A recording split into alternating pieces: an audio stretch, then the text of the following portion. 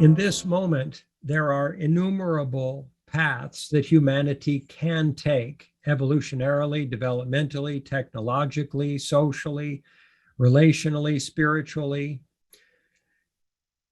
There are innumerable paths that we can take, and governmentally, in terms of policy and in terms of solutions generation approaches.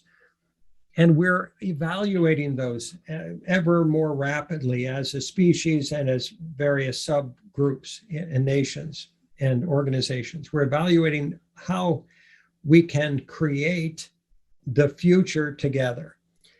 And we would suggest that if everyone is kind of, if we can imagine humanity as a bunch of horses hitched to a wagon, and they're hitched up so that they're pulling away from each other rather than directly ahead together in the current moment because of their biases, their prejudices, their predispositions, their habits, their greeds, their for-profit intentions, their judgmentalness, their victim-perpetrator rescuer dynamics, their woundedness. Those are keeping us from, or holding us back to a degree from aligning as optimally as possible as a species collective in service to each other in the natural world and spirit.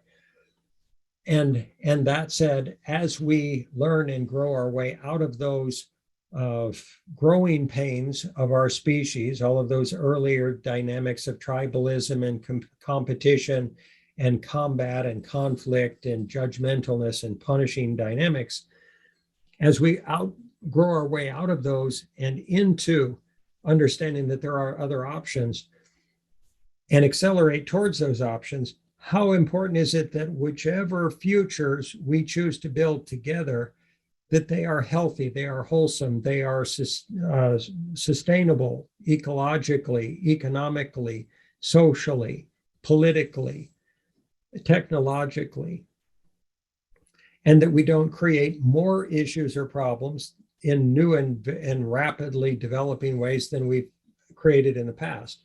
One example, of course, is in regard to artificial intelligence. It could, in essence, in some ways, save all of humanity in the natural world. If it's used to create cyber weapons, it could damage us fundamentally and globally.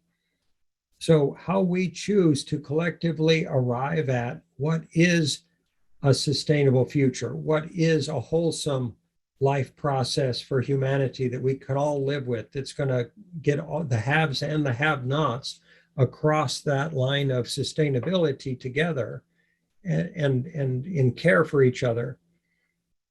That question, we feel, is necessary to entertain in comparison to this question that you've just asked of what is the present moment of direction and of acceleration, and what are the directions of that acceleration, and how do we get organized? How do we get aligned? How do we get constructively, orchestratively functional and in a catalytically empowered way that will generate that necessary future within the few short years that we have available to us to create it together?